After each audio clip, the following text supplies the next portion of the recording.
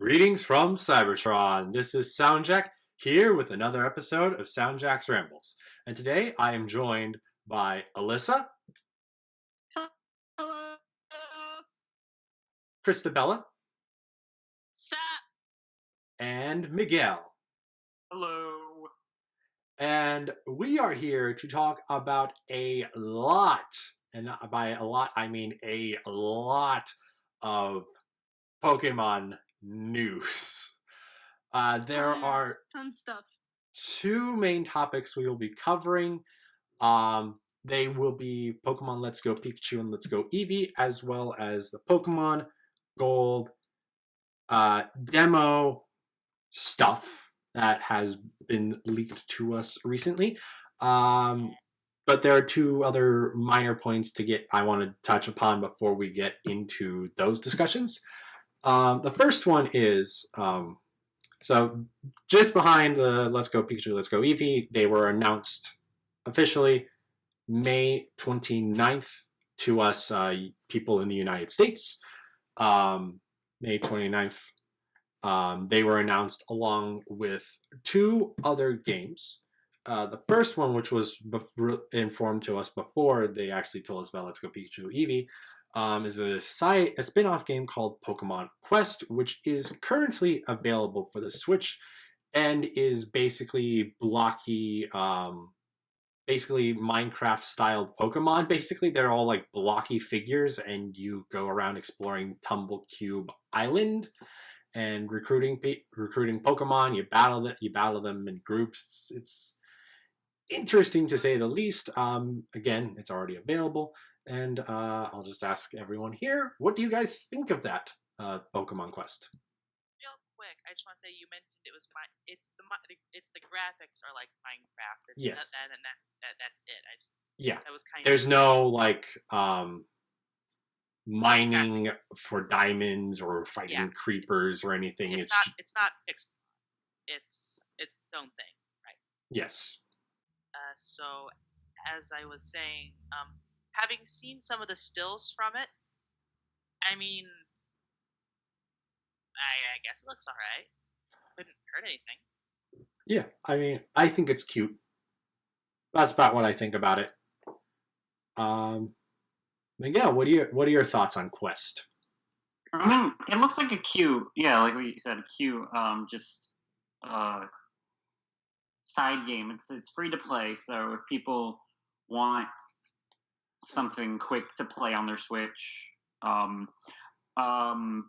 know that the game's also coming out, I think, to mobile devices too, so that'll be interesting, I think, to see how that plays, and maybe if it's a bit an easier pill to swallow if you're playing it on your phone versus playing it on the Switch, even though it's free to play. If I'm using my Switch, I want to play something a bit more robust myself. Yeah. But it looks neat. I feel like it's certainly gonna become eclipsed by all of the other news that has come out in the past few days. Yes. Oh, yes. Two things to say off of what Miguel said. Yes, there is a mobile version of this game coming that will be released by the end of June. And with the playing on the Switch, the one thing, you can still play it in all the different ways you can play games on the Switch. The main thing is it's a little weird since it is more so designed for mobile, so which encourages use of the touchscreen. So if you've got the game docked, it's a little weird to move the clicker or whatever to the appropriate places, since it's supposed to be touch. Right. But there's also an auto run mode, so like your Pokemon can just go ahead and battle without you even needing to input commands. You just sit back and watch them kick the crap out of a lot of wild Pokemon. That's exactly the kind of Pokemon I want, where I can be lazy and do nothing and still win. Awesome. Yeah. Yeah. So it does sound like it's gonna be a more mobile game than a Switch title. But I guess since the Switch is looking like to be Nintendo's like portable main console hybrid, it makes sense that they would add like a quick mobile game to it. Yeah. So I think all of us are kind of like, it's there. It looks fine. A thing that exists. Yep. It's there. At least that's how I feel about it. Yeah, it's there. It's fine. You can play it right now if you want to. I'm not particularly bothered by it. No, I don't think it's like a bad game where I was like disappointed by its announcement. Yeah. Pokemon has certainly like made, worse games, I guess. Yeah. But, Yes. But since it seems we are done with that, let's move on to the main segment of news, which is Let's Go Pikachu and Let's Go Eevee. So before we get into discussion, I will just go over the main confirmed beats points of these games. These are the first Pokemon titles besides Pokemon Quest for the Switch. These are not necessarily the same extent as Fire Red and Leaf Green are to Red and Blue, but to an extent they are the updated, new, redone versions of Pokemon Yellow to an extent. We are traveling through the Kanto region again. Depending upon which version you start off with, you will either start off with Pikachu and Let's Go Pikachu, or Eevee and Let's Go Eevee. Quick minor note, because this was confirmed not necessarily in the trailer but through other news sources, is that it is already confirmed the Pikachu and Eevee you will receive at the start will not evolve, like how it worked in Yellow, so that's fine. Biggest notes of the game, capture mechanics are in the style of Pokemon Go. The Pokemon appears, there's a circle, you throw the Pokeball using the Joy-Con to attempt to capture and get the ring closer to the center, and then you'll catch the Pokemon, though there are still standard levels and standard battling in case anyone is concerned about that. Standard trainer battling, I should say. This game also features a co-op mode where you and a local friend can play the game together, and I just found this out while looking through Cerebi, that how co-op works is that your friend's Pokemon actually come from your team. So they're just borrowing your Pokemon in order to engage these double battles.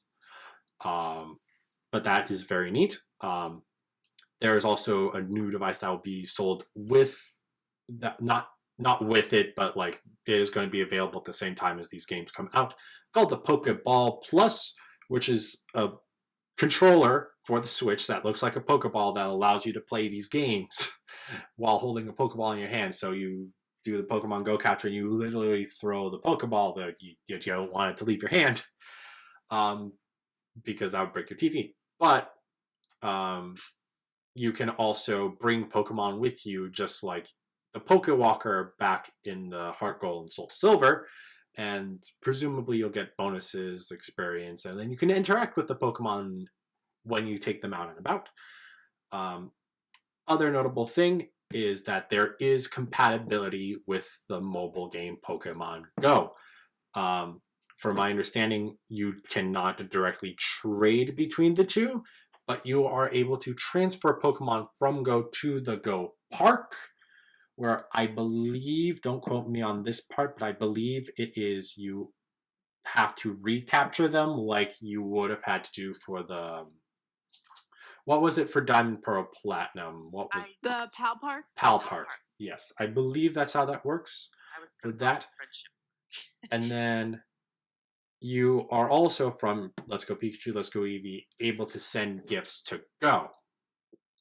So there's that interactivity, and apparently when you when you sync your Pokemon Go game and your Let's Go Pikachu Eevee game, you are able to receive a special Pokemon, which has already been confirmed to be a brand new Pokemon, which is important because while these games are coming out November 16th, 2018, basically right after they said that at the conference, they also confirmed there will be a brand new core RPG Pokemon title for the Switch coming at the end of 2019. So if Let's Go Pikachu, Let's Go Eevee with Pokemon Go involvement is not your cup of tea, do not worry. Something that sounds like is going to be more main series standard is coming next year.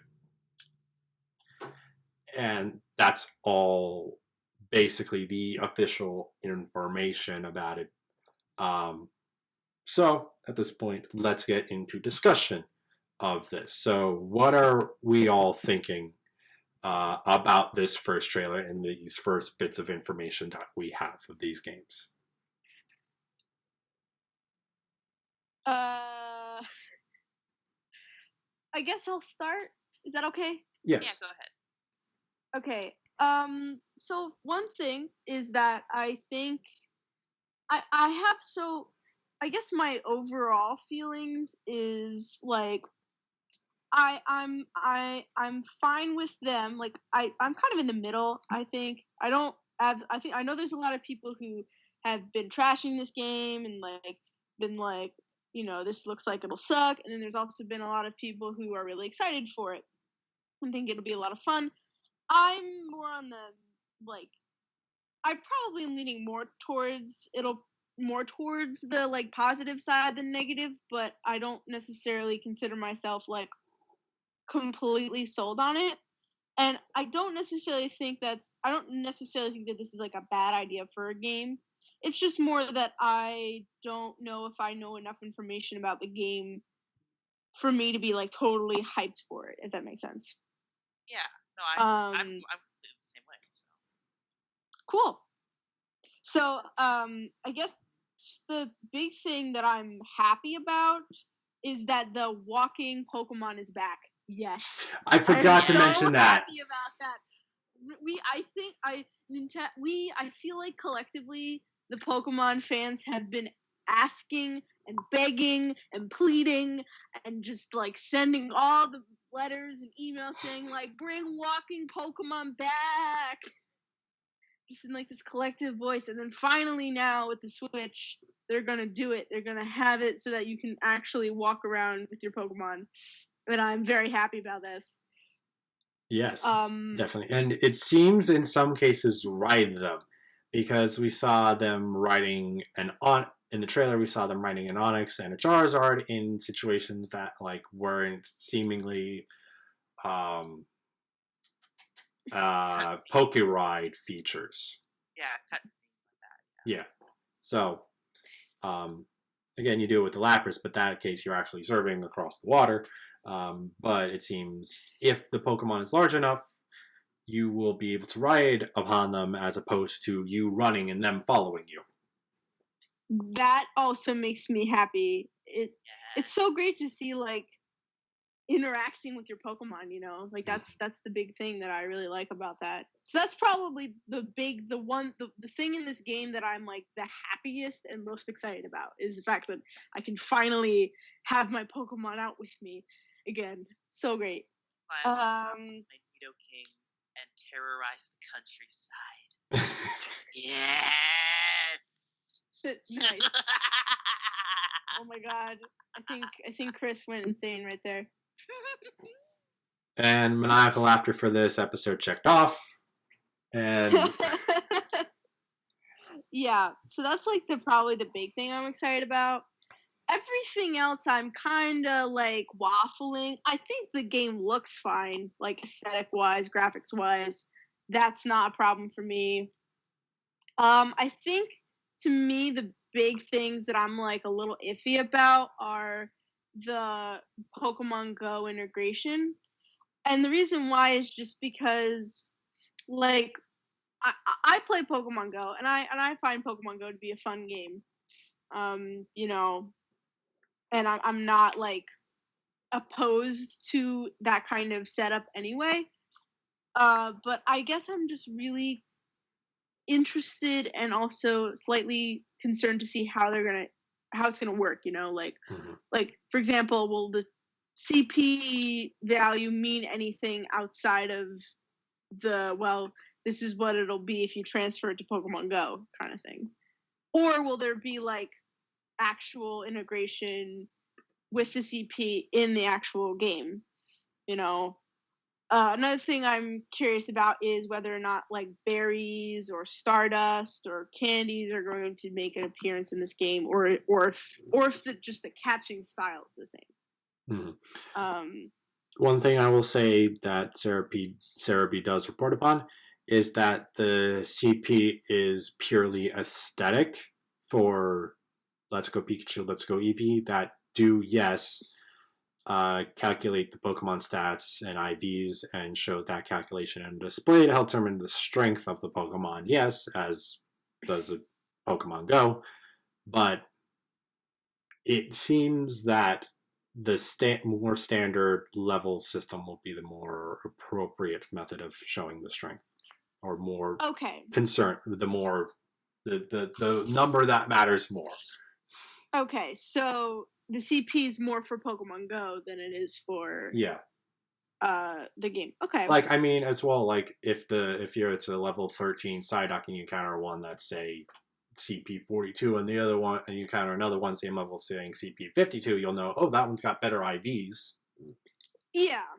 But it's not like with Pokemon Go where the CP value is the only indication of strength. Yes. So it's a more valuable mechanic. Yes. Okay. That's what it seems. And yeah, so that's the thing. For me, I'd say the biggest so like the Pokemon Go stuff, at least for me, isn't like a disappointment or even a thing I'm excited about. It's just a thing that I'm like, okay. Yeah. That's kind of like my feeling about it. Like, all right, interesting. And I think for me, the thing that maybe I'm most upset about is the fact that Pikachu and Eevee don't evolve. Mm-hmm. Now, I understand why that's a thing, like I completely understand why, especially since, it would be totally unfair if they could evolve, because in Pikachu's case, it could only evolve to Raichu, but in Eevee's case, it can evolve into, three, if it's just Kanto, 3 separate evolution trees. Oh, or there's 3 different you have 3 different choices. Yes. That's another bit of official news I should have said at the beginning of this section. They have confirmed only Kanto Pokemon and some, I can't remember if it's some Alolan Pokemon or some Alolan forms or just Alolan forms in general. So it's not a whole lot, and so it's unfortunate that we're not going to be able to see things probably like Blissey or Crobat in these games. Yeah, and that's also one of my big disappointments too. Like, I obviously love first generation Pokemon. Gyarados is one of my top faves. And I'm not here to trash on Gen 1, but I don't know, I feel like the great thing about Pokemon now is that we have so many different options for team building, and it's just really frustrating that now it's like, well, here we are again with these 151 Pokemon that I already know. Mm-hmm. Yay. So to me, I'd rather have a larger selection since we have it, Yeah. And then like me being able to walk around with all of the different Pokemon for all the different generations. That's exciting. At least for me. Yeah. But anyway, back to my earlier point about the evolution thing. As I said before, I understand why they're doing it. Eevee would be totally OP over Pikachu if they could evolve. However, for me personally, one of the things that I really like about Pokemon is the fact that your Pokemon, as you go through the game, your Pokemon sort of transform and get stronger with you, and evolution kind of like helps that sort of feeling. Like your Pokemon aren't the same small first starters that you started out with. They're now fully formed, beings that have gone through this journey with you. And the fact that your Pikachu and your Eevee don't like make that progression kind of, to me, feels a little like weird. obviously I'm sure that in the plot of the game, or still they will explain why the Pikachu and the Eevee don't evolve, and they'll have a reason for it. But at the same time, like I still feel like my Pikachu and or my Eevee would be stunted. I'm not letting them reach their full potential, even though that's what I mean. Mm-hmm. So to me, it kind of feels a little weird, and I'm not sure I like that. Even though I completely understand why they made that decision. And I would say it's probably down to just a personal thing. Like, that's just how I feel. And I totally can understand if it doesn't bother someone else. But Chris and Miguel, yeah. how do you feel about that? Hmm? What Alyssa was just talking about. How do you feel about that? That Pikachu and Eevee will not be evolving and be saying the same throughout the entire game. I mean, do you battle with them, or are they just there as like a mascot? Oh, you battle with them. Uh, They're just forced to not evolve like the Pikachu couldn't in the original Pokemon Yellow. I mean, I can kind of see why they're doing it, but I mean, yeah, I would say it's kind of not fair in that case, unless they have like stat steroids. Like they are higher, like the Pikachu you get would be more powerful naturally than a Pikachu you caught and raised the same way. You get what I'm saying? Mm-hmm. Like, if it's got a stat buff, then yeah, I guess, but it still seems kind of yeah. Okay. Also, Michiru is here with me. We've been talking about this a little bit, or throughout the day, and she's got this little, because Michiru is weird. She doesn't talk too much, so she wrote down her little opinions on this. If you want to hear. Sure. Yeah. Sure. Go for it. She typed it in Michiru, and then I fixed the grammar for her. So, I have been personally looking forward to a game like this for some time. It seems to take the best aspects of many past games and integrates them in a fine blend of original gameplay and the choose your battles aspect of Go. I do wonder where or how the other starters will be available, by which I think she means Bulbasaur, Charmander, and Squirtle, Probably, yeah. Though it seems likely they will be obtained in the same or similar way, to how you got them in Yellow.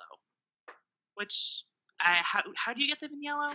There are special people you can talk to at kind of similar points. Ash encountered them in the anime, and you were able to obtain them each at level 10 by the time you got to Vermilion City.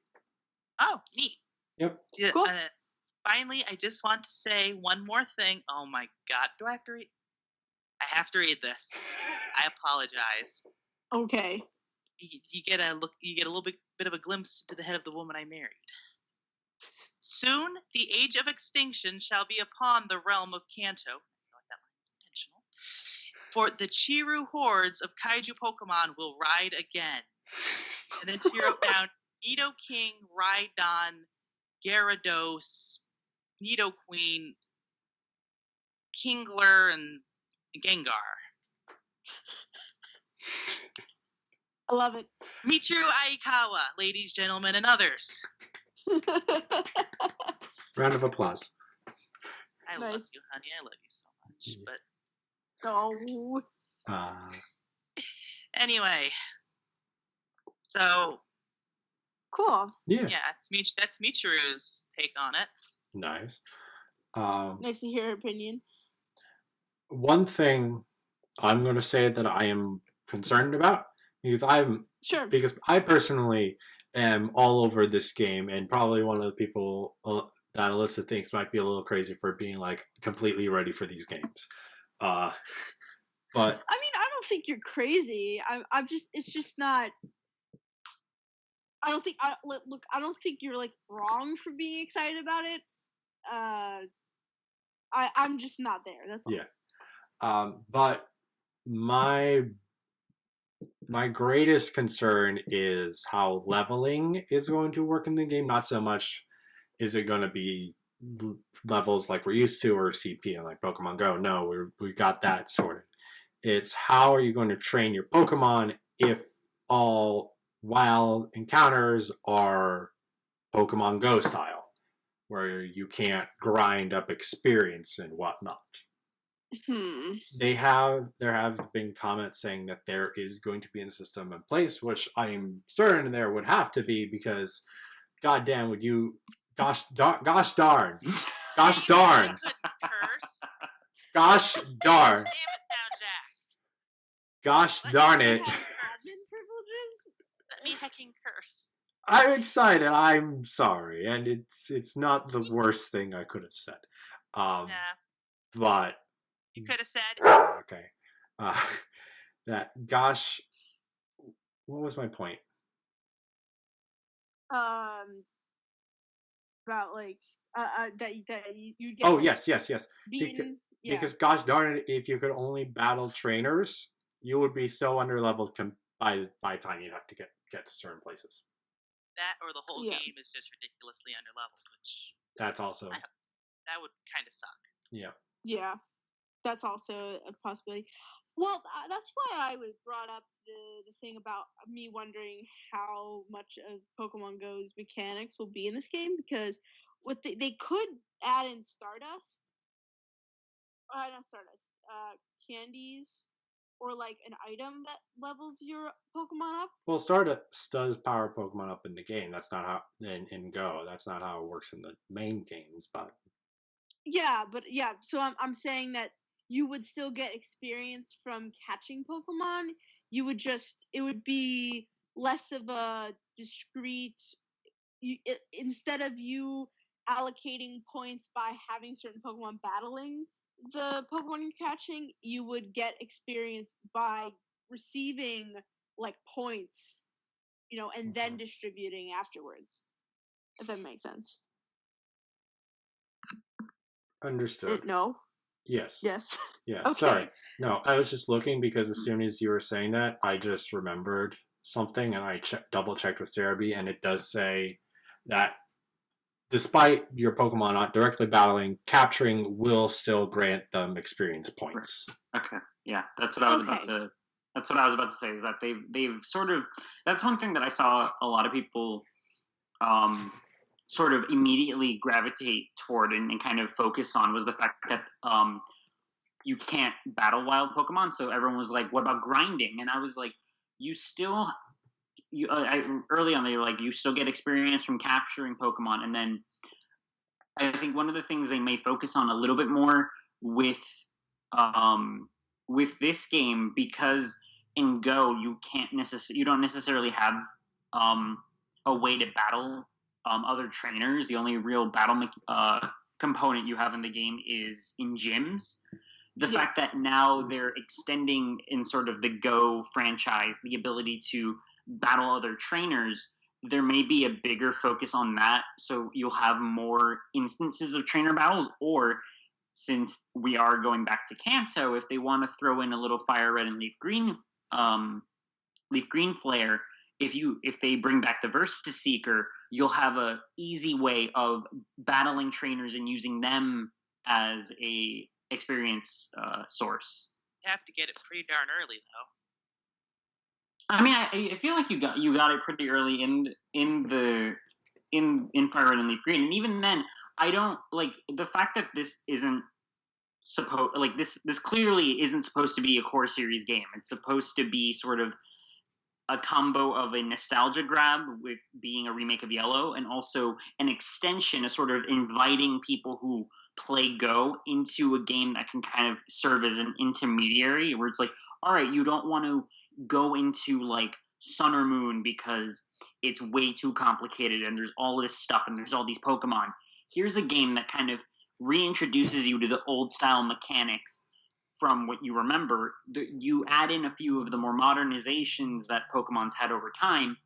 You cap it at the original 151 plus some Alolan forms, which they've already introduced, or they're starting introducing to Go, along with Gens 2 and 3.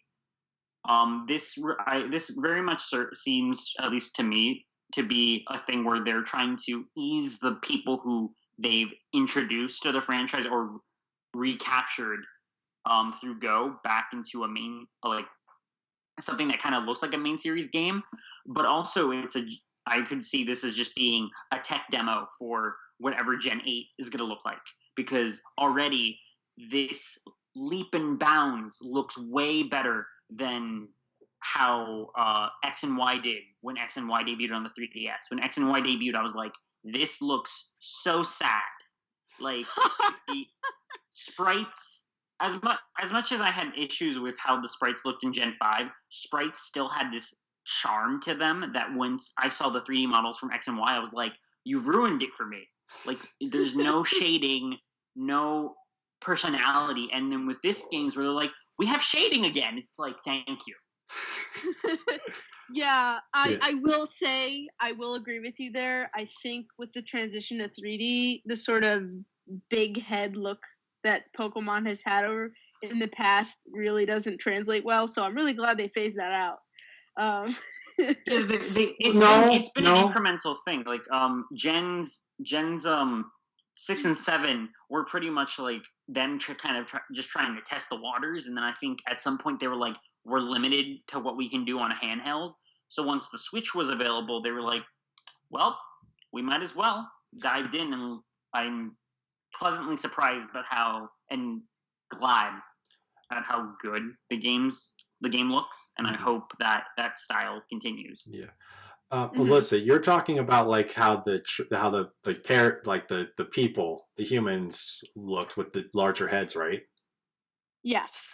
That's actually back for these games, if you hadn't noticed. Oh, well, yes, but not to the extent that it was in Gen 6. Yes. Yeah, they're still, like, what is it? They're still full-sized versus... And I think it was only in X and Y where they were kind of like... Because you saw it. Lysander was the easiest example. Yes. He had, like, his chibi model, and then you had the scenes where then he was full-bodied, and you were like, why does he look so much better in this scene? Yeah. Omega Ruby and Alpha Sapphire also had the chibi head style. The oversized head style. But the models weren't... They were full-size, the bodies. It's more the fact that the body proportions were weird in X and Y. Yeah. In Omega Ruby and Alpha Sapphire, they fixed that, thankfully. And Sun and Moon, Ultra Sun and Moon, they're just like straight up 100% normal human proportions. I mean, like, anime normal, but like... Yeah, yes, because the eyes, obviously. But, I mean... Yeah. Okay.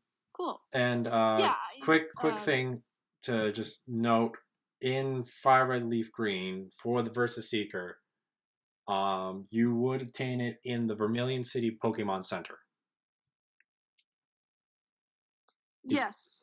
You actually, I think you even do you obtain it in your right before? No, you do obtain it in the Pokemon Center. That's right.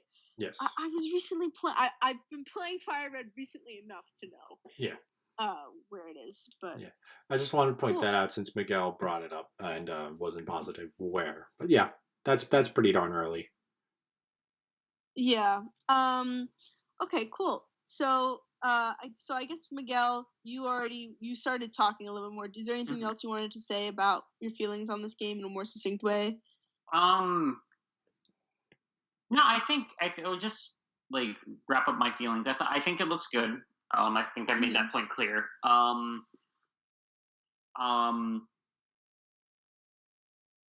The whole thing with Eevee and Pikachu not evolving, I mean, they've said it. It's like you can either capture them in the game, you can send them over from Go and have them that way. Like, I don't necessarily think it's going to be that big of a deal that you can't have them. If anything, people might just abandon them, which people already do with starters I've seen.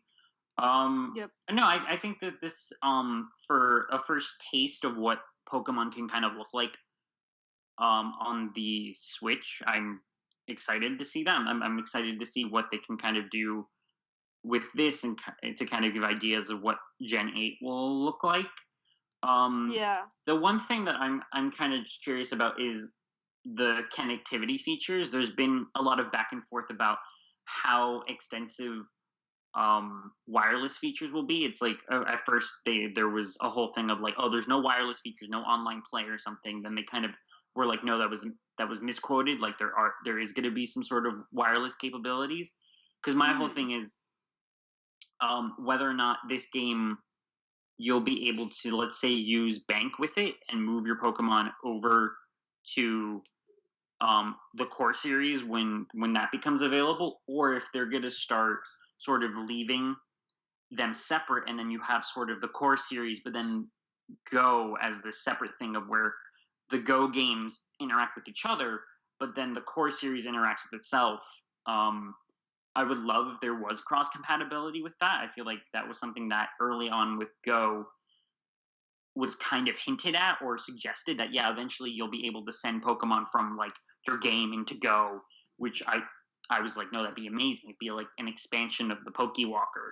Mm-hmm. Yeah. So that's my main thing. Like, I want to see whether or not they'll finally do that, where you can bridge that to the main series. Because then, for me personally, it would give me, because they're saying the 151, that means Mew. That means that hopefully I'll finally be able to get a Mew from Kanto and have it, because I have this whole thing of where I try to get all of my legends to be from the regions that they're from. The Mew that I have, unfortunately, is it's a Gen 3 Mew, but it was from Emerald. Oh, Okay. I see. So it says it's from Hoenn, and makes me annoyed. Can we get a Mew event where the Mew is hiding under the truck? Michael, come on. This is that rumors is real stale. Wait, that doesn't work? No. No. That never worked. That was one of those those school ground rumors of like, oh yeah, I was able to evolve my Charizard with this special stone that doesn't exist. Or, oh, Mew 3's a thing and I caught it. Or Paralili, the egg you get when you breed a Latios and a Latias. Never heard that one. Good old Paralili. Oh. Yeah. Well, okay, cool. Yeah. So, yeah, I like, okay. I mean, I guess, yeah. No, I agree with most of what you said, Miguel. I do think it'd be nice to know. And I think, has it been confirmed, Michael, if you can do battling online? I know that the co-op is only local, not online. I'm pretty sure online. I'm pretty sure they have said online battling is the thing. Okay. I'm not seeing it on Cerebi, but I'm pretty sure it has been stated elsewhere. Online battling is a thing, and of course, online trading kind of needs to be a thing because you can't get 4 Pokemon unless you can trade with other people. Oh, really? You can't? Because Gengar, Alakazam, Machamp, oh, that's true, right? Golem. Right, because you need to be able to trade in order to evolve them. Yeah. Never mind. Okay. Unless they were like, oh, we don't want to make the game online connective, and then we're just going to find an alternate means of giving you these Pokemon. Cool. I guess Chris and Michael, have you guys, is there anything else you guys wanted to I haven't gotten to say anything about it yet. I just got to say what my wife said about it. Oh, that's true. Okay, yeah. Yeah, why don't you go ahead? What are your thoughts? I have to admit, when I first saw it and heard it described, I was on the side of, this is going to suck, I don't want this. But then I looked a little more into it, because, I mean, yeah, like I said, I thought it was just going to be like, you need Go to make it work. And full disclosure, I deleted Go off my phone to make space for stuff. Yeah. So, because I wasn't playing it anyway, so I was like, oh, well, that's the nail in the coffin. But it seems to be you can play the game without Go. Yes, you are completely capable of playing this game without Go. Okay, so that's good. But so, like I said, that was one of my biggest things. But then I saw the screenshot of Gengar in the overworld, and I was just like, yeah, I'm getting this game. It's gonna be awesome. This Gengar is my boy. Yep. Together we will Release the Shadow Realm. No, but in all seriousness, I'm definitely looking. I'm not looking forward maybe as much as I am with Gen 8, perhaps. But Yellow is a game I have always wanted to play, and just never could. Like I can't figure out emulators on my computer for nothing, so I can't emulate it, and I don't have a Game Boy or a Game Boy Color, so obviously I can't play the physical game. What about the Virtual Console one? Yeah. Yeah, I don't know where my DS is. Oh. RIP. Yes, either of them. So yeah. Yikes. So there's that. So this gives me a chance to play Yellow, but not only that, it lets me play Yellow in a way I'm more comfortable with, because I did for a time have a Game Boy that I played the original Red version on, because it was like $20 at a store and at a game store, and I was like, you know what? Sure, why not? The Game Boy, not the game. I don't remember how much the game was. And I played it, and it was fun, but it was honestly, in some ways, it was a little more difficult than some of the later games. For one thing, like Bind, or was it Wrap? Like, it just kept, you couldn't do anything. Yep. That was annoying. Yeah. Despite being more simplified, it was in some aspects more difficult, I guess. I don't know. I didn't like it. Psychics are way too overpowered.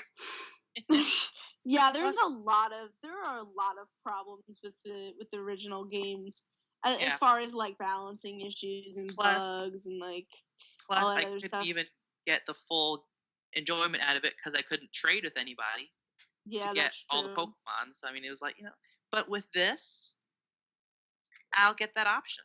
Like, I love Fire Red. I love Leaf. I had Leaf Green. My brother had Fire Red. So I enjoyed that. So I should enjoy this too, I think. Great. So I'm excited. Yes. Good. I'm happy to hear that. Plus, it brings back my favorite thing from Soul Silver, which was having a Gengar following me around and devouring souls. Yeah. Now, only if it could be a Drifblim. Oh, that leads into something I had theorized. If we're going to talk about theories real quick. Oh, yeah. Yeah, I was waiting for this. My theory, I tweeted this out on Twitter, obviously on Twitter, but it probably won't be the case, but I would love it if this was just the beginning. Like, this, Pikachu and Eevee are just the hardware that will allow them to later on add in as paid DLC, for example, Meryl and Snubble versions, which unlock Johto and all the Johto Pokemon. And then you could have like Plusle and Minun version for Hoenn. And what did I say for? Did I say anything for Sinnoh? You did. I don't remember what you said though. It would take too long to find the tweet, but you get what I'm saying. Like the cute mascot-y, or at least the cutesy dootsy Pokemon that are kind of mascot-y. Yeah. And I don't know if they would do all the regions or just the ones that are like just Japan. But I wouldn't be completely surprised if they did that down the road. Because if you can bring Pokemon to and from Go, which has Gens 2 and 3, I'm not saying, I'm just saying. Yeah. And I'm hearing you loud and clear. And that is something the fans have wanted for ever. A game that has all the regions in it. Yeah.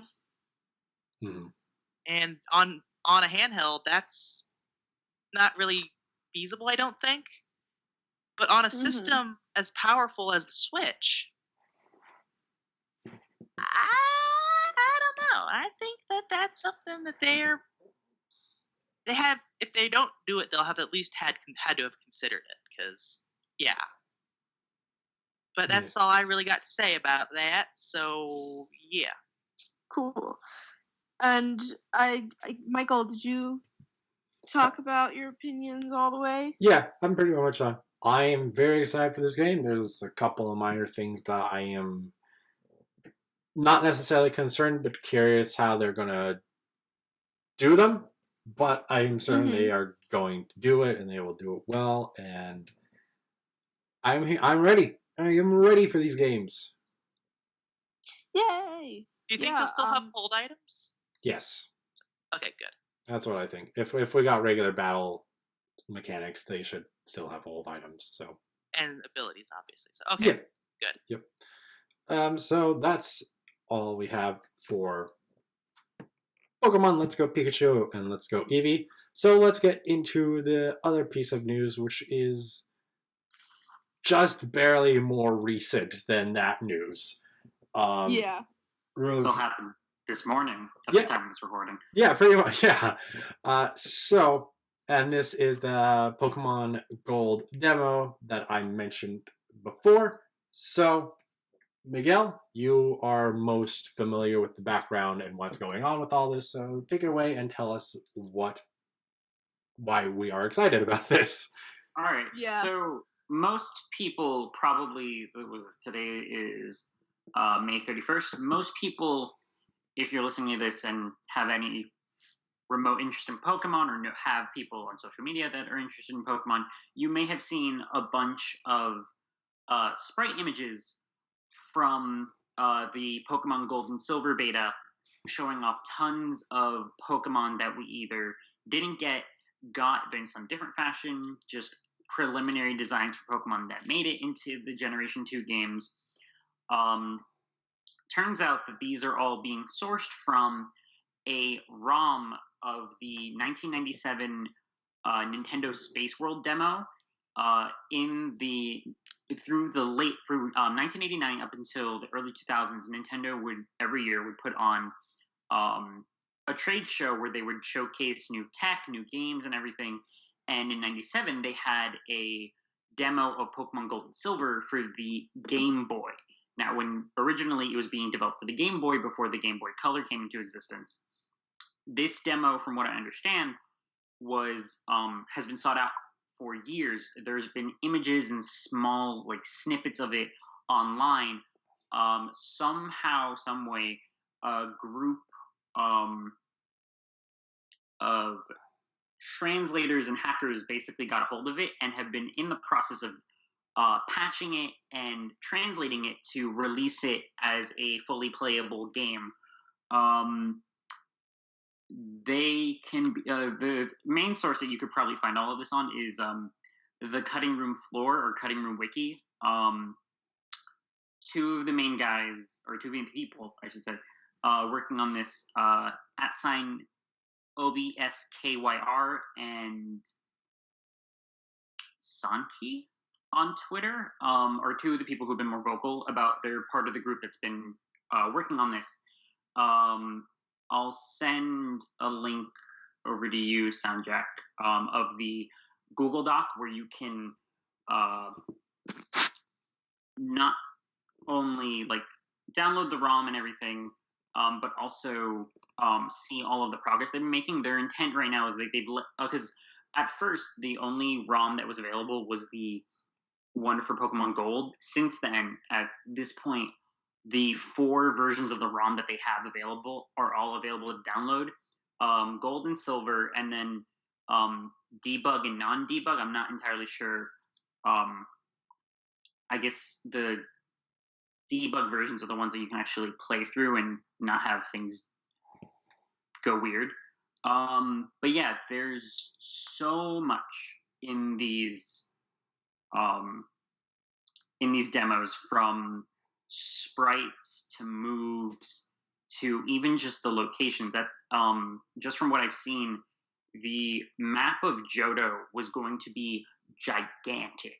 And rather than just be solely based off of the Johto area or region in Japan, it was going to be based off of the entirety of Japan, with Kanto existing. At this point in '97, they had the idea of adding Kanto in, but because I guess of where they could allocate space in the memory of the game, Kanto is one solid single map that loads, sort of like think like just one town, like probably the size of like Celadon, maybe a little bigger, because that's something famously they couldn't figure out how to get another region in, and then Satoru Iwata was actually the one who helped code it to get it down, so they could fit it on the game.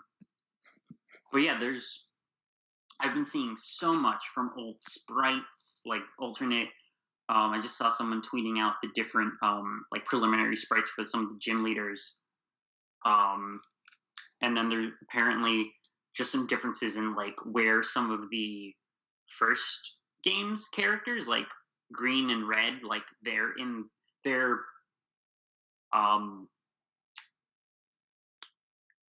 the parts they play in the plot are different from how they end up in the final versions of the game. Mm-hmm.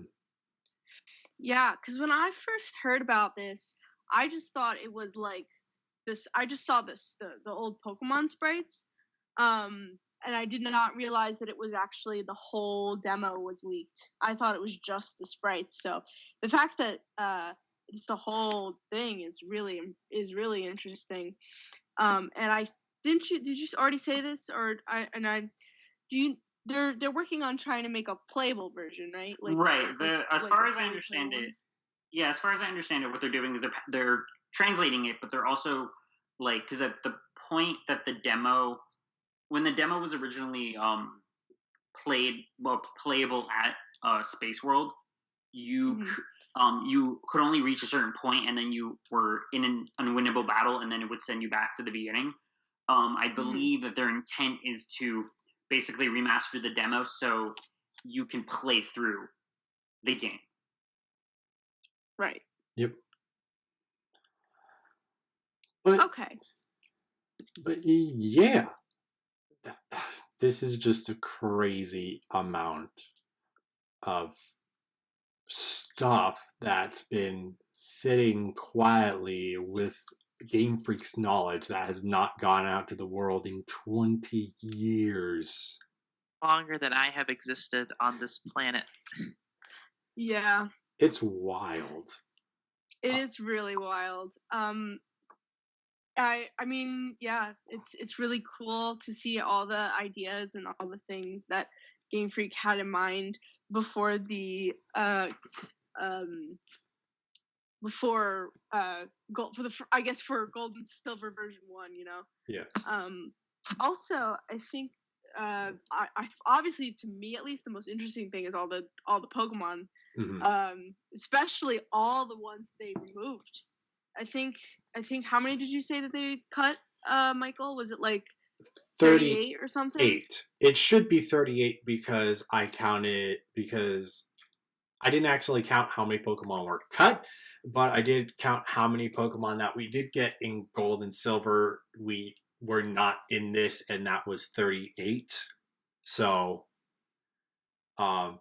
I mean, granted, a bunch of the Pokemon that we do see here did end up in the games, but in some cases, wildly different forms. But they are still representative of the same Pokemon, so... Like Porygon 2, holy cow. Yes. Yeah. I guess we're just... so different. Yeah, okay. So, yeah, let's just hop on into discussion.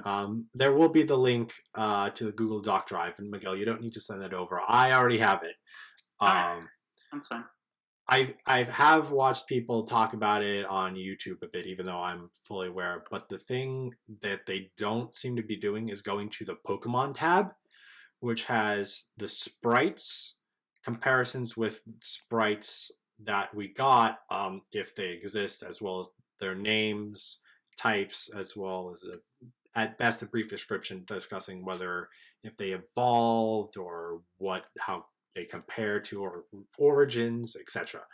The Porygon 2 was always going to be called, seems to have always been called Porygon 2. It was always going to be a normal type, always evolve with the upgrade, but its design is basically, can I say a line made out of blue enamels? Because that's what I think when I see that. I think it's the mascot of some company or something. Yeah. Or Like, very loosely. Yeah. In terms of based base appearance, stuff. like, that's why I was just comparing it to, like, it's just a lion that's made out of balloons, but the specific origin for why it looks like a lion is it's supposed to be Pondy Leon, the mascot of the Mr. Donuts chain, which is not a chain I recognize. I'm going to assume it's some form of Japanese chain, unless someone can correct me on that right now. I wouldn't know. I got an expert. Michi? She doesn't know either. Okay. Are you kidding me? You're from Japan. Maybe it's an old chain that died. Or she's messing with me because she loves to do that. Or maybe it's an old chain that closed a long time ago. I don't know. I mean, it's been That's 20 also years. possible. A lot can happen. True. But yeah, that's kind of wild that how different. That Also, I have to say about it. And Alyssa, you've seen Bleach, right? I read like I have up to volume 7. Okay, so you know about Cone then? The stuff oh yes. that looks like Cone. It does. Which It does though. That name sounds familiar to the donut play. I wonder if Cone was also based off that same thing.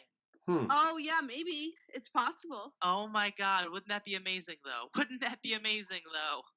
Yes, it would be really interesting. Yeah. Yeah, definitely. So I guess what I want to know from everyone is what their favorites out of all these weird things are, because it sounds like for you, Chris, is it like Porygon? You think yours is like that one's your favorite? No, that was just the the first one that came. That one just came to them. That's the most interesting. It was the first one that came to mind. Oh, okay. All right. I think my favorite so far, though, would definitely have to be Proto Noctowl. He is a roundy boy, and I swear to God, he looks like a Pidgeot, Roger a Hoot Hoot. And now you can't unsee that either. I mean, he really does though. Look at the face. It's like the face of a Pidgeot on the body of a Hoot Hoot. Yeah. Yeah. Yeah, I will. While we're on Noctowl, the Hoot Hoot also has a fair number of differences to them. Instead of lines coming out of the eyes, it's dots, and then there's squiggly lines on its back, and instead of like a full like owl tail, it's just like one feather sticking out.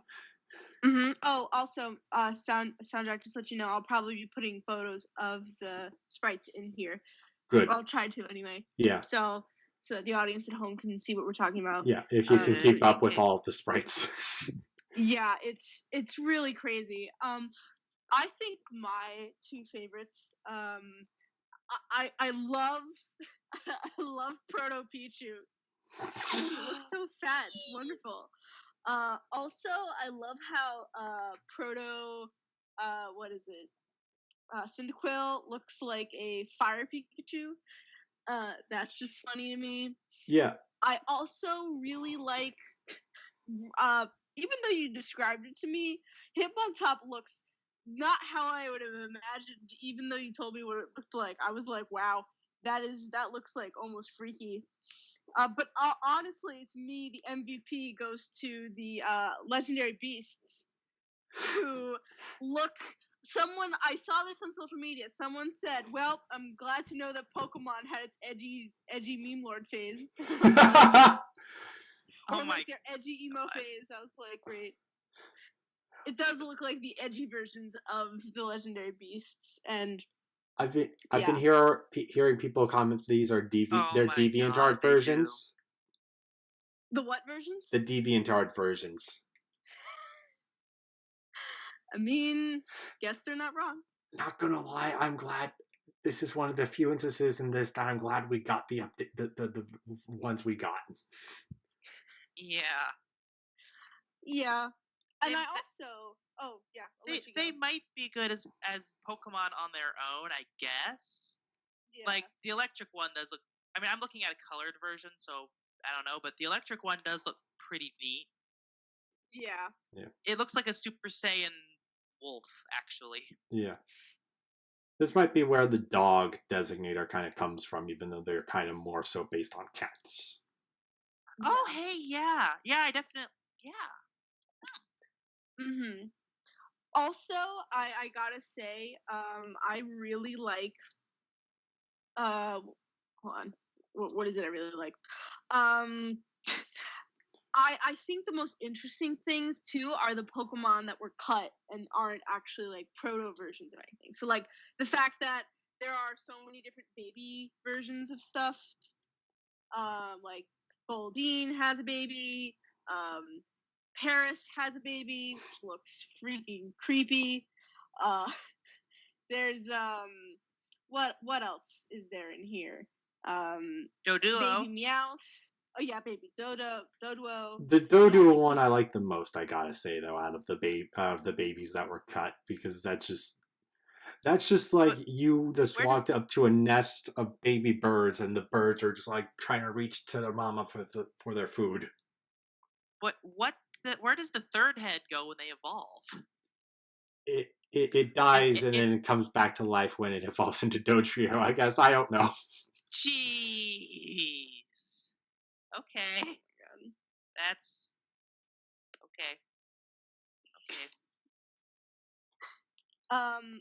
Also, I gotta say, and again, also, I like the completely cut Pokemon, the Bomb Seal. The Bomb Seal looks awesome. I want that to come back. We would have had a water fire type Pokemon in Gen 2. That would have been great. You know how awesome that Pokemon would be? Like, the best. So it would be the Bomb Seal. Say that again? It would be the Bomb Seal. Oh my god. I kind of want to see this alternate evolution for Weepinbell come back. Yeah. Yeah. Yes. That's pretty interesting, too. Yeah, because like how Gloom got Blossom, Weepinbell would have had a split evolution into... they have been translating... the guys working on this have been translating the Japanese name, since this was only available in Japan, into some variation of English name for us. And according, if that was the case, this Weepinbell evolution would have been called Belmit. And I think I was pretty accurate when I described it to Alyssa before as basically like a Sunflora and a Weepinbell merged together. Yeah. Speaking of Sunflora, it looks weird. It looks like Flowey from Undertale, and I'm terrified. That's what I was thinking. I didn't know its name because I've never played that, but I was thinking it looked like the Undertale flower. Yeah. It's also a grass psychic type. It's gonna eat your soul, guys. Beware. Yeah. Be very aware. It can have Dream Eater now because it's the psychic type. Really? Yeah. Consume your soul. Yeah, it would have been psychic type and also would not have evolved from Sunkern.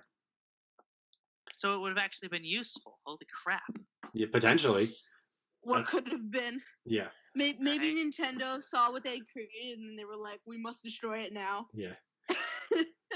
We can't let this evil walk the earth freely. We must destroy it. And then we got cheated out of a cool... Speaking of evil, let's talk Girafarig. Oh my god, yes. Okay. Looks horrifying. Not horrifying, but like so interesting. Sorry. Yeah.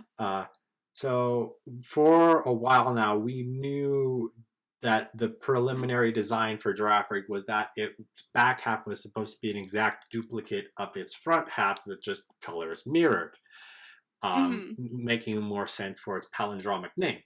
Yeah. We've only ever seen it from the front sprite, but now we can see it from the back sprite, and now you've got an evil giraffe head staring at you, grinning menacingly as it laughs, so with it being a dark normal type. Yep. And as well, it would have had a pre-evolution that is like two Ghastlies merged together, kind of. Yeah. Yep. And it would have evolved into that, and holy crap, Girafarig's a lot more terrifying now. Girafarig's always been terrifying. This just gives us a reason for it to be terrifying. Mm-hmm. A valid reason, I should say. Yes. Something else I also kind of find a little terrifying. Dittos Evolution. Oh God. Constantly screaming. What is that? It evolves from Ditto with a metal coat. Would have probably been called Animon, and is based. Digimon. It's based. Actually, I described it to Alyssa differently, but now that I look at it more, it's like a Larvitar is melting into goo and it's screaming as it does so. It does look pretty terrifying. God. Oh God, I'll be right back. I have to go do some contemplation. So also I want to say that I want to give some shout outs to the black cats, the black cat Pokemon, the dark types that are like weird looking, the one with the bell. Yeah. The ones with bells too. And it looks like those ones were probably the inspiration for Purloin and Leopard back down the line. Yeah. Also, the fact that the water starter is not a crocodile like Totodile, but based on a seal. Yes. So, or sea lion rather. So that's probably also the inspiration for Poplio. Yes. Which is pretty cool. Though someone pointed this out on a video I watched, and looking at its aquarium, the third water starter forms stance, it kind of stands like Samurott a little bit. Oh yeah, that's true. And Samurott is also based on like a sea lion kind of thing. Yeah. Oh, well, actually otter. Yeah. It's more an otter. Well, Oshawott and Duat, and then Samurott is the sea lion. Yeah. Miguel, you haven't had a chance to talk about some of these proto designs that were cut that you like. So, what? Yeah, what do you think, man? Yeah. Miguel? Miguel. Hello. Hello. Hello, Miguel. Miguel. He must have. He's not here. I just want to say it's funny that every time I come on this show, SoundJack, you find ways to hurt me. First, it was Combiner Wars, and now it's that. And now Miguel has left us. Want me to hurt you even more? Say that again? Want me to hurt you even more, Chrystabella? I mean, do you want me to hurt you in person when we meet? Excuse me. Sorry. I mean, I'd rather you not do that, but this is a transition to talking about another Pokemon that was completely cut from the games. In the Japanese, it would have been called Norowara, which would have evolved into Kaiopan. These are both ghost-type Pokemon. Seem to be proto Shuppet Bayonet. Oh yeah, I saw those. With the Norowara being a straw doll with a nail going through it. Probably being like what would have been like the origin for Curse. The move Curse. And then it evolves into the Kaiopan, which is, as noted, a combination of Panda and Jiangshi, which I looked up and is apparently a Chinese jumping vampire zombie. Yes. So, I don't think I'd want to meet that in a dark alley just as much as I don't want to meet a bayonet den in the middle of a dark alley. Yeah. I have to say, if those had become real Pokemon, I would have one on my team every playthrough that I possibly could. They look pretty fun. Yes. Yeah. But also, there's also a Proto Leafeon too. Yes. It looks like they were planning to have Leafeon have its debut in this generation. Yes. Yeah, I think a lot of Gen 4 took pointers from this scrapped Gen 2. Really, a though? lot of similarities. Yeah. Well, like, there's an evolution of Lickitung here. There's an evolution to Tangela as well. Yeah. So yeah, it feels like to me that Gen 4 took a lot of these scrapped ideas and like kind of made them fully realized. Yeah. But before we move too far away from Leafeon, I want to bring up a couple of notable points about Espeon and Umbreon, which are also in these these demos. Espeon is still Psychic type, but from all of the evolutions, it seems friendship was not yet a mechanic, and Espeon would have evolved with a new item called the Heartstone, while Umbreon, which would have been a poison type, would have evolved using a Poison Stone. That explains that bit in its Pokedex entry. Yes, because it mentions like the toxic stuff it oozes, but like it doesn't. Yeah.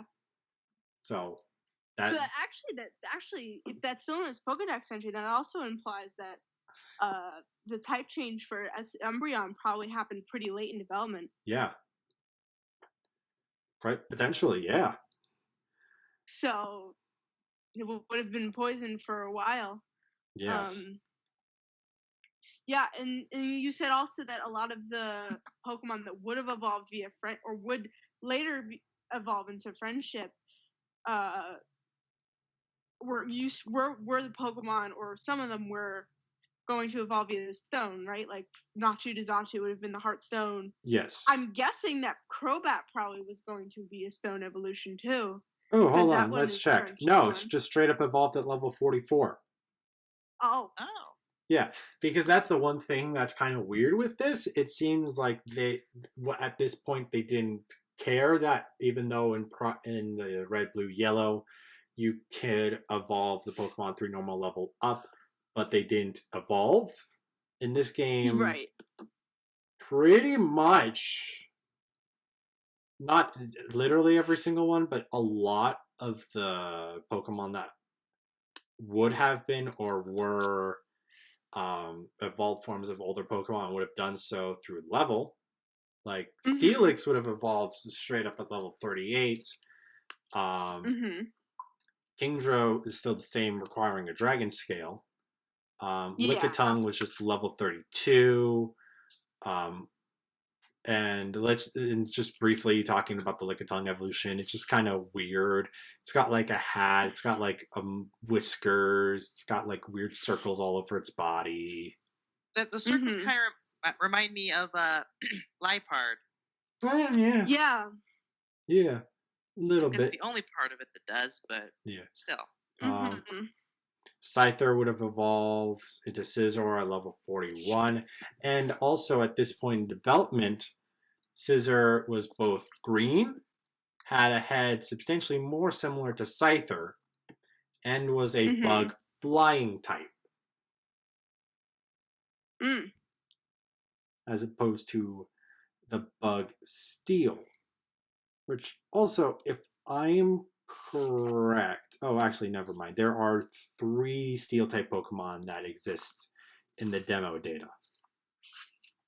Steelix, and the Pokemon I guess I've just now transitioned us into talking about, a new evolutionary line, which the translators are calling Sunmola 1, Anchorage, and Grotesque.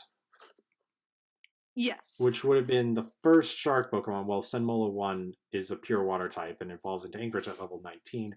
But this seems to be very much a Proto-Sharpedo, as it is half of a shark. But the back half of the shark is a full-on anchor tethered to the rest of the body with a chain. Hardcore, man. Really, though. Really. Kind of pretty crazy right there. And then Grotesque is just like, is that like a lantern Huntail thing there? Yeah. Because the game says it evolves from Anchorage, but it's so far removed. It's as far removed as Huntail is from Clamperl, though, in my eyes. Yeah. But yeah, that's a thing. Yeah, so there's just a lot of really weird, interesting, cool stuff. And there are a lot of Pokemon too that don't really have any equivalents either. Like, I don't see anything that resembles Sentret Furret. I don't see anything that resembles Spinarak or Ariados. No, they're there. Those are there. They're there. Oh, they are? Where? Yeah. I don't see them. They're right above Skarmory, just a couple below Crobat. Oh, okay, never mind. No, I do see them. Yeah, Spinarak is pretty much the same. Ariados is a fair bit different. Most notably, it still has its 6 full legs, and the back of its back is a whole lot more terrifying and more of a full face. Yeah. That seems to be able to open its mouth on its back. Mm-hmm. It's squatter too. It's not. The body isn't as long. Yeah. Mm-hmm. Yeah. Yeah. Yeah. Okay. So but yeah, there are a couple ones that aren't available, or there's no like equivalents to them. Yes, there's quite a lot. There's no Larvitar line anywhere. There's no Lugia or Celebi. Yep, it's just Ho-Oh. Yep. Ho-Oh, and then the beasts. Mm-hmm. There's no Togetic, it looks like. No Togetic. Neither a Granbull, with Snubbull going to be a single stage evolution that would have been a pure psychic type. Is Apom a red panda? No, I think it's more of a monkey, but in this, it's got more cat-like features. That's what I'm saying, a red panda. Kind of resembles a red panda to me.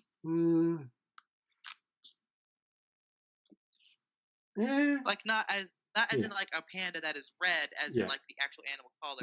No. Yeah, I still understand what you're saying. No, I'm clear. I can kind of that for the people listening. Yeah, that's true. Yeah, I can kind of see it. To talk about a Pokemon that would have had a brand new Pokemon that would have had evolution that got cut.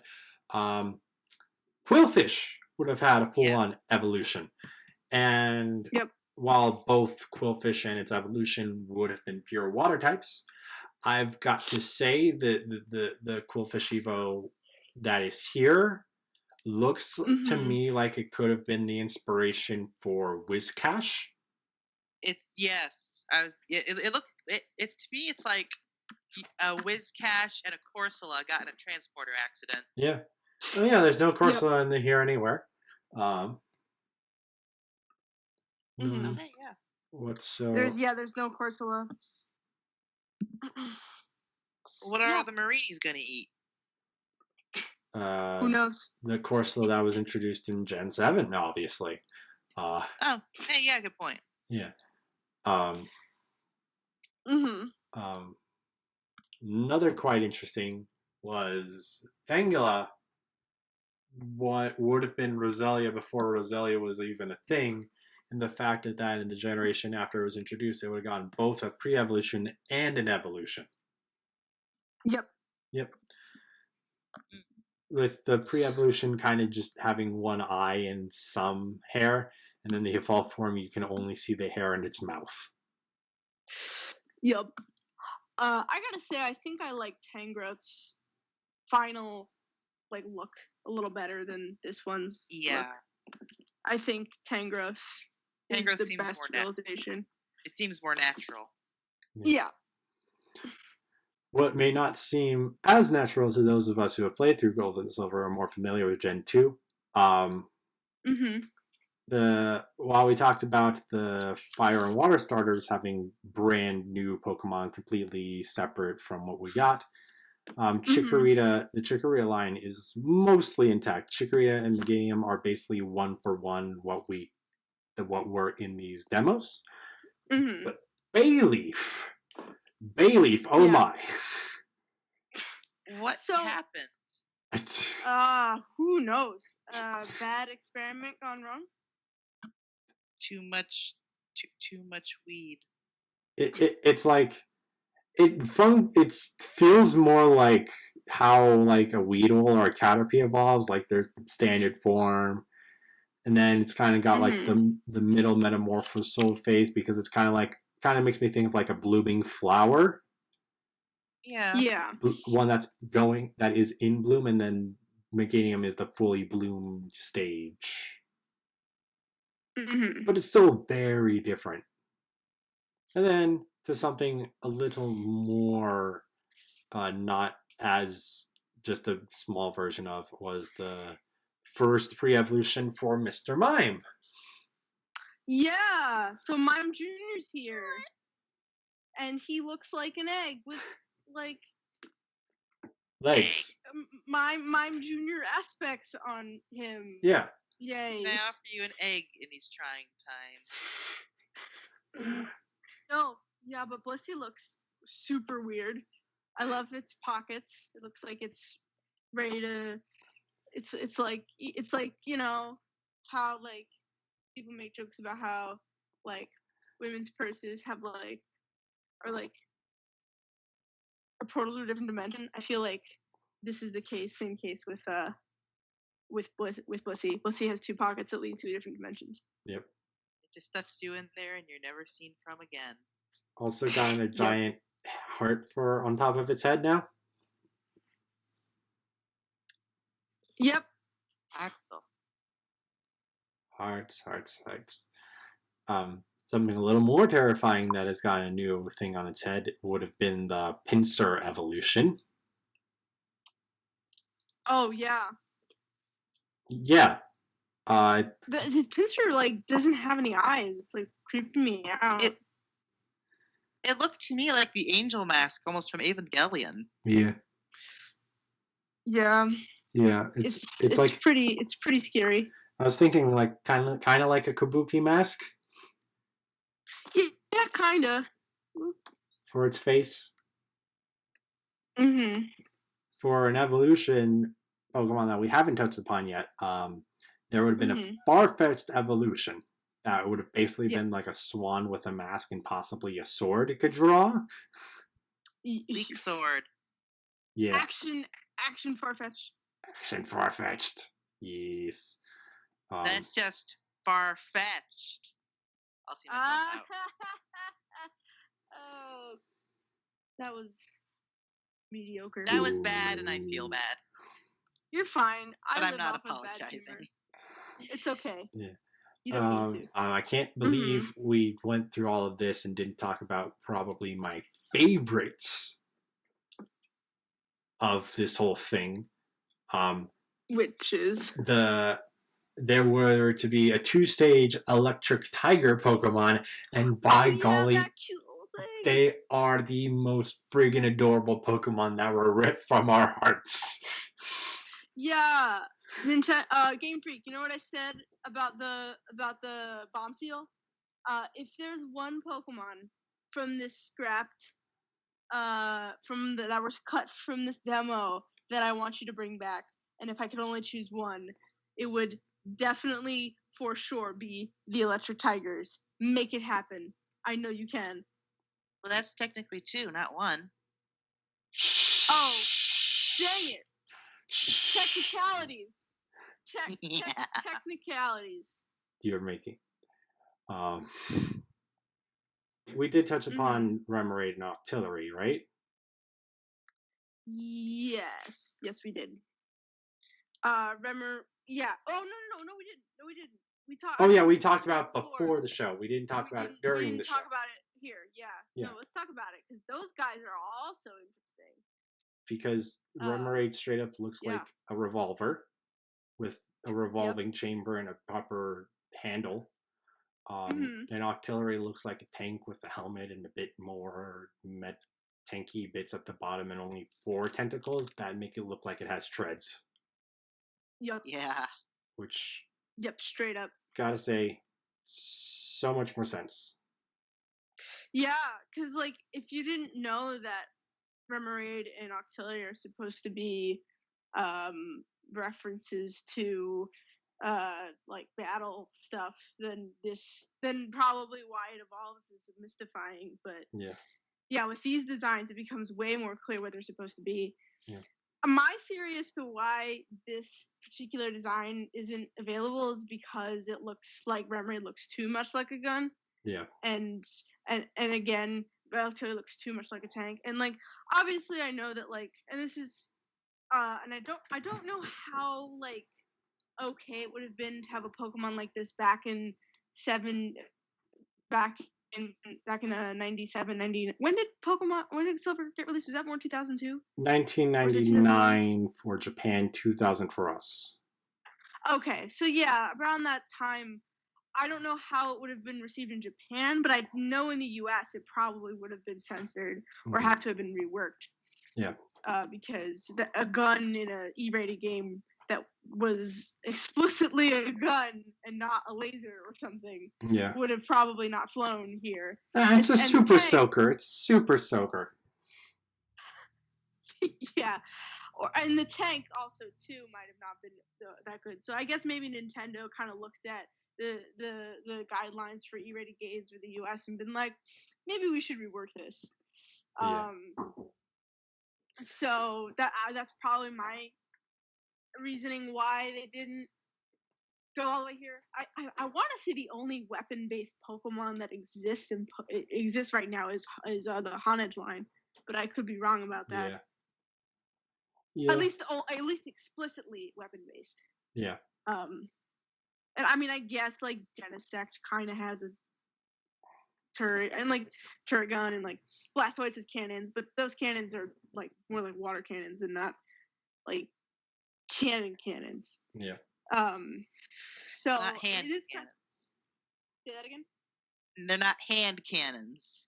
No, they're not like the kind of cannons that you'd use in a shooter game. They're very clearly supposed to be like water cannons. So it is. I do think it's very interesting that weaponry-based Pokemon was something that probably would have happened in Gen 2, but I guess due to the nature of games, it wouldn't have been wise for Nintendo to release something like that, or at least without it being like them having to have two different sprites, one for Japan and one for the US, which they probably didn't want to. They probably figured, we might as well make the same sprite that can be used everywhere rather than two different sprites for the two different regions. Yeah. But that's my own theory about why that particular design got nixed. Yeah.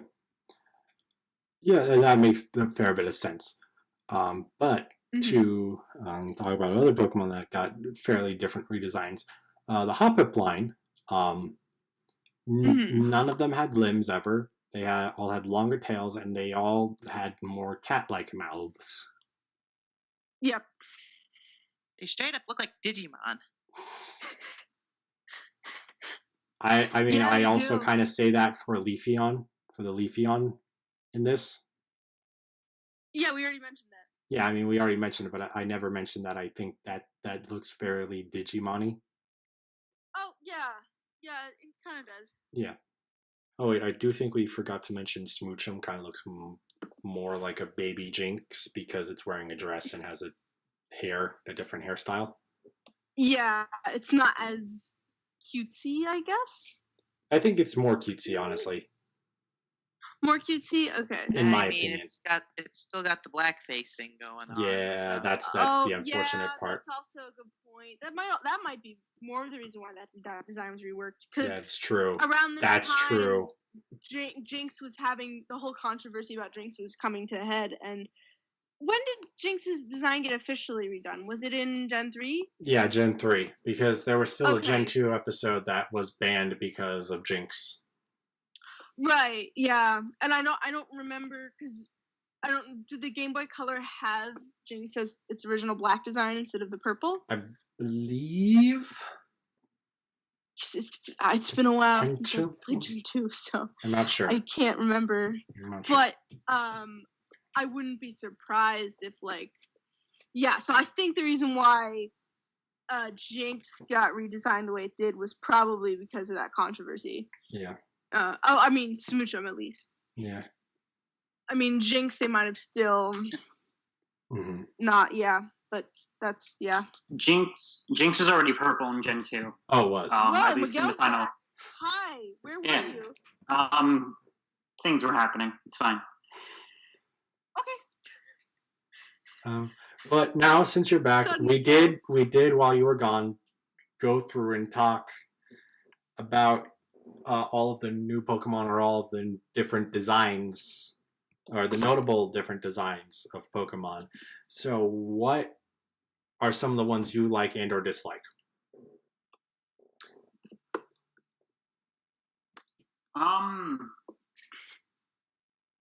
I'd have to go back. There are, I had a picture up. Should we come back to you? No, I can stop for time. There was plenty of stuff that I definitely liked.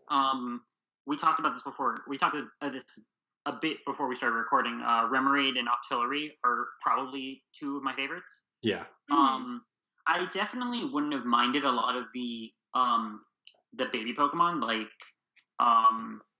Pichu, Igglybuff, and Cleffa all looked pretty okay. Oh, we did never talk about the Cleffa Igglybuff designs. I mean, they're not too different, but yeah, definitely Politoed seems more like the other Polys and less of like the weird derivative that it ends up being. I love that Steelix pretty much looks identical. Like this early on, I was going through the spreadsheet, and the only difference is that instead of evolving with a metal coat, it evolves at level 38. Yeah. Into Steelix. Girafarig was another one that I really liked, along with Delibird. I love the Delibird just has the Santa hat. And then one of the ones, like the ones that I think catch my eye the most are the ones that were revisited later on, like Mr. Mime's pre-Evo, Tang, basically Tang growth, the Lickitung evolution, and then the grass type Eevee, and then even the ones like the water starter line. I looked at it and I'm like, that's Popplio. Like they had vaguely a sense of having the Popplio line all the way back in Gen 2. Yeah. That to me also is something that's really interesting to me. I mean, I don't know how people feel about Popplio, but I love Primarina and the Popplio line a lot. So it's really interesting and really cool to know that like they had that sort of a design and idea in mind all the way back to here, you know? Yeah. So it's like that evolution line was like 20 years in the making. Yeah. So that is really cool. But sorry for interrupting you, Miguel. No, that's fine. Because what is it? There have been these, and then there was Gen 1.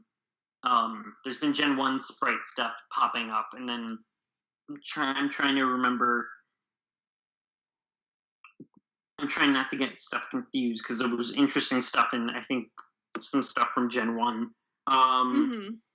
But I'm definitely like just from the initial. Actually, no, it is here. There was a seal that was going to be water fire. Yes, bomb seal. Yes, the bomb seal. Bomb seal's the one where I'm like, they need to revisit that idea. I want bomb seal for Gen 8. Please make it happen. Make it happen. Yeah. Yes, that's like one of the top like please Nintendo. Please Game Freak. That and the Electric Tigers. Yes. Like Bomb Seal, they can probably improve the design upon. Like the Electric Tigers, they're perfect the way they are. They just need to make them a thing. I agree. That's all. That is all. Miguel, are there any ones that you're like designs that you're like, thank God this wasn't used? or improved upon if they were put into the game? Hitmontop is pretty rough. Yeah. So Hitmontop is pretty rough. So are the legendary beasts. In general, like the three of those, I'm so glad that those didn't end up the way they are here. That's pretty much it. Well, actually no. Sneasel's early design's pretty rough too. Yeah. Very generic and uninspired. Yeah. But that's pretty much it for me for stuff that I'm glad didn't come out. Okay. What about you, Chris?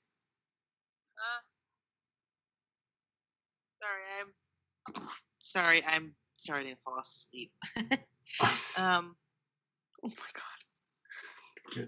god. We were just asking, we just asked Miguel, and now we're asking you, what are some of your favorite designs from the beta, and also some of your least favorite designs? I mean, I think I've already said which ones are my favorites. Least favorites really don't have any. They're all, I mean, some of them are not as good as others, but I mean, all in all, I mean, that Ditto Evolution can go right to hell. We did miss a Pokemon. Yeah. I'm sorry, we did miss a Pokemon. We never mentioned about the Slowking crown thing Pokemon. Oh my god, yes, Shelter. The Shelter's evolved form. Nope. I think it was called Turban. Yeah, it would have been called Turban, but there were no direct relations to Slowpoke or Shelter lines. This would have just been a completely brand new Pokemon. Oh. No connection, which also confuses the crap out of me because of Slowbro. I mean, it's clearly more so supposed to be the Slowking part. But still.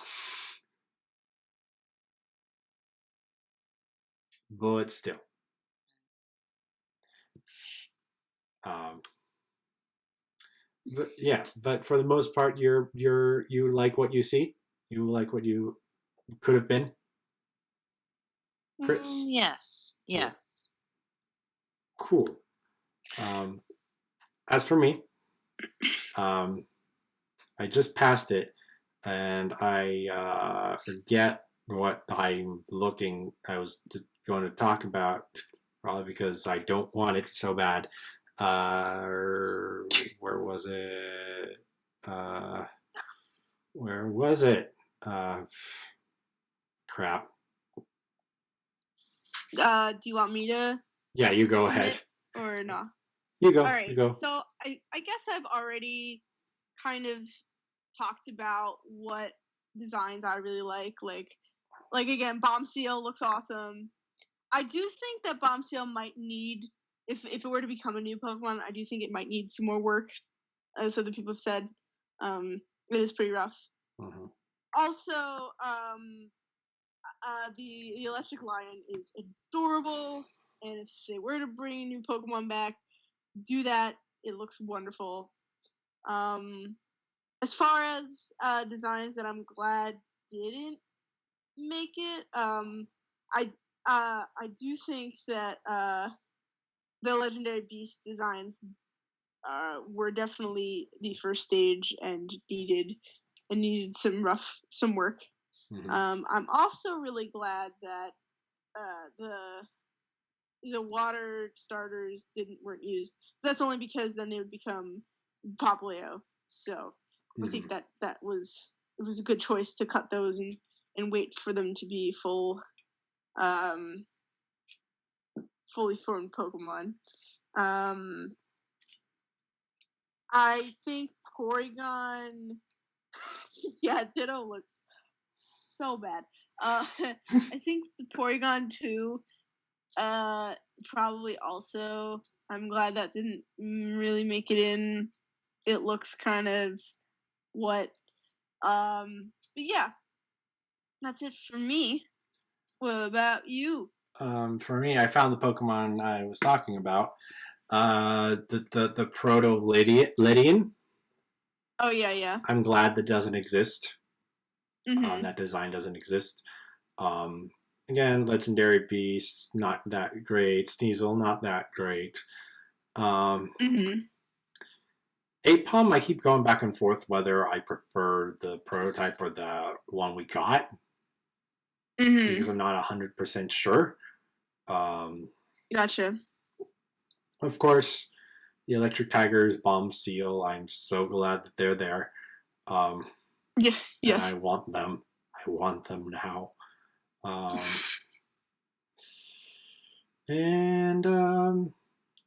Baby Grimer would have been weird. Ditto Evolution definitely would have been weird. Ditto Evolution looks like it's in pain. Like I wouldn't want that. Yeah. Like Jesus. I really wish we got the Anchorage instead of Sharpedo. Wow. Would it burn to Sharpedo? Yeah. I mean, like, Sharpedo's still cool and everything, but I mean, Anchorage is just so much more. Yeah, Anchorage does look pretty rad. Yeah.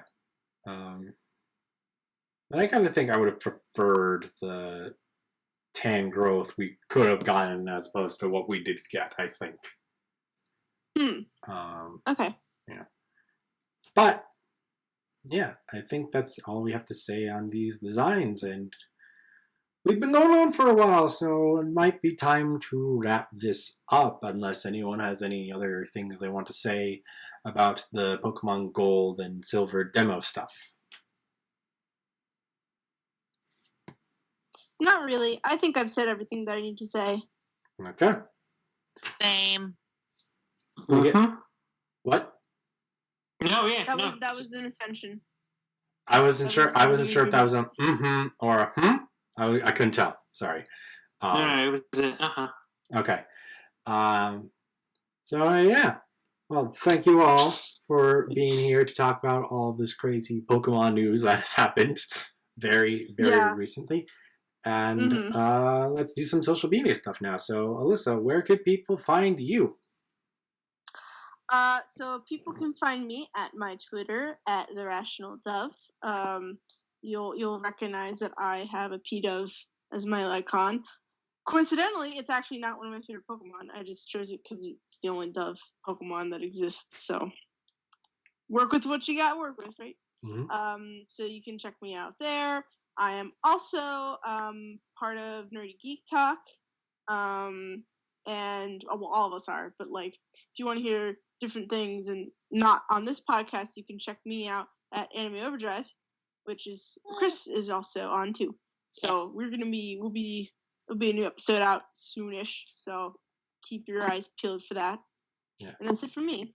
Yeah. And since you mentioned Chris, where can people find you? You can find me on one of my 2 Twitter accounts. My main is at Shingeki.ass. That one is 18 and plus only, as I like and retweet some not safe for work material. If you want somewhere you can follow me that or interact with me where you don't have to worry about certain aspects, you can find me at Soza Productions. And I don't really tweet on there that much, but if you tweet me any questions or just tweet stuff at me in general, I will get back to you. I will see it. Other than that, I have my YouTube channel, Sonozawa Productions. I think that's it. All right. And Miguel, where can people find you? People can find me on Twitter at Logos Minor, and every week you can find me on Steel City Bots, part of the Nerdy Geek Talk Network. That's where SoundJack and I are usually, with a bunch of other people, and Chris. I was waiting to see if you would say her or not. I caught myself. Oh, we talk about bots and stuff, which if you're subscribe to SoundJack, or just finding yourself on this fine channel, you're probably in some way, shape, or form into Transformers. Mm-hmm. And as for me, like they said, you can find me on the Nerd Geek Talk channel on Steel City Bots, as well as the Misaligned podcast. And you can also find me maintaining the Steel City Bots Instagram account. And you can also find me on Twitter and Instagram at SoundJack426. And as well, also, please be sure to like this video and subscribe to the channel. And yeah, so that's all I have to say. So this is SoundJack, Alyssa, Chrystabella, and Miguel signing off.